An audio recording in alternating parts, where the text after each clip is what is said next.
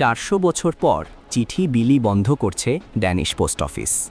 Danish ডাক বিভাগ 30 December তাদের শেষ চিঠি মানুষের দোরগোড়ায় পৌঁছে দেবে, আর এর মধ্য দিয়ে দেশটির 400 বছরের বেশি সময় ধরে চলে আসা এক ঐতিহ্যের অবসান ঘটবে।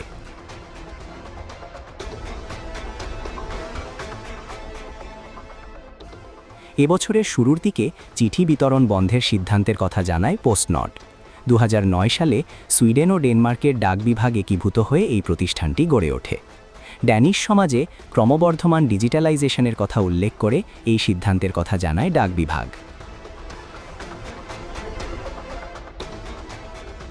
এর ফলে প্রতিষ্ঠানটির 1500 কর্মী ছাঁটাই করা হবে এবং সড়ক থেকে 1500টি লাল রঙা পোস্টবক্স সরিয়ে ফেলা হবে। ডেনমার্ককে বিশ্বের অন্যতম ডিজিটাল দেশ হিসেবে অভিহিত করে প্রতিষ্ঠানটি জানায়, চিঠির চাহিদা সেখানে ব্যাপকভাবে কমে গেছে।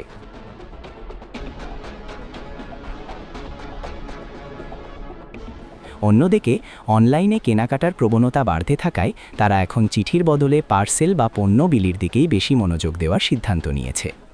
ডেনমার্কের সড়ক থেকে এরই মধ্যে সরিয়ে ফেলা 1000 বিশেষ পোস্টবক্স চলতি মাসের শুরুতে বিক্রির জন্য উন্মুক্ত করা হলে মাত্র 3 ঘন্টার মধ্যে সেগুলো বিক্রি হয়ে যায়।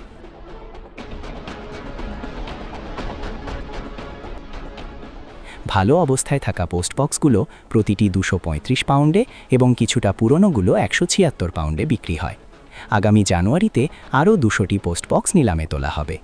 পোস্টনর্ড জানিয়েছে তারা সুইডেনে চিঠি বিলি অব্যাহত রাখবে এবং ডেনমার্কের গ্রাহকদের অব্যবহৃত স্ট্যাম্পের টাকা ফেরত দেবে।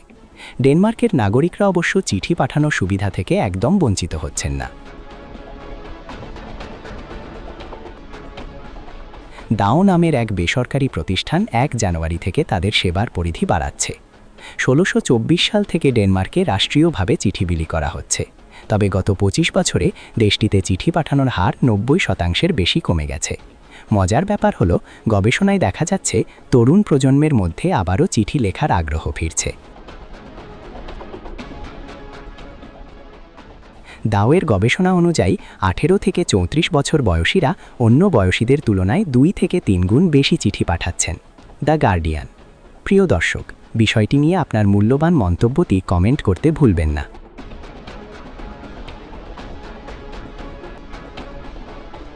পরবর্তী আপডেট পেতে চ্যানেলটি সাবস্ক্রাইব করে আমাদের সাথেই থাকুন। ধন্যবাদ। এসকে টিভি বাংলা, সাথেই থাকুন।